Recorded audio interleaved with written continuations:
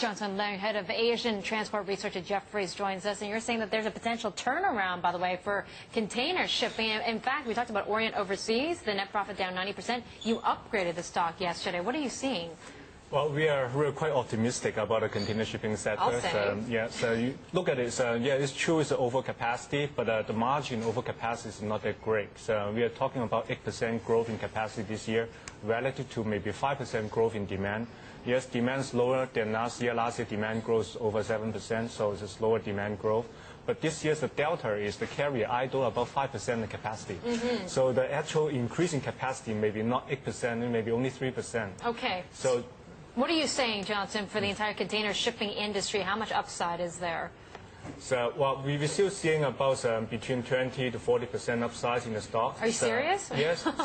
From here on, I mean, haven't we already seen gains this year? Yeah, we did actually. So far this year, while Orient Overseas is more performing in line with the market, but the more spot market exposed carrier like CSCL, China Shipping Container Line, has gone up over 50% already. Yeah, that's so right. So it's been outperforming, but it's a sector that's turning around this year. Okay, so you like the Japanese shippers, you like CSCL in China, and NOL, which is listed in Singapore as well. And why these particular names? Why do you think they'll outperform? Well, the Japanese names, look at them, so the valuations are 0.6 times the book.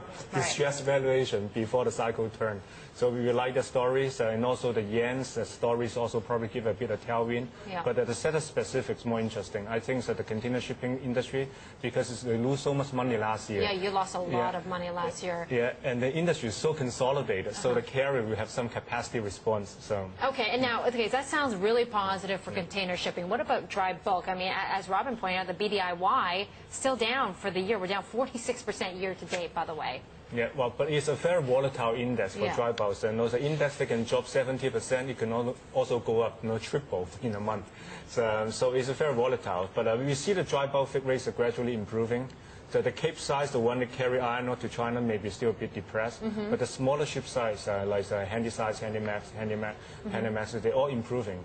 Handysize freight rate actually has improved by about 30% since last month. And what's your pick in the dry bulk space? So we are picking Pacific Basin right now. Pacific Basin, here listed here in Hong Kong. Yeah, listed in Hong Kong, 0.7 times the book. So, okay, 0.7 and then the freight times. rates are improving. Yeah. And any concern about, you just mentioned China. I mean, don't we have a slowdown expected in Chinese growth? I mean, that's really worrying the markets right now. That's not affecting shipping rates, whether it's container or dry bulk?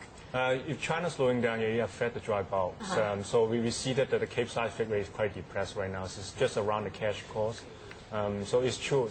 But then at this point, when the freight rate is below the cash cost or around the cash cost, how could it get worse? Okay.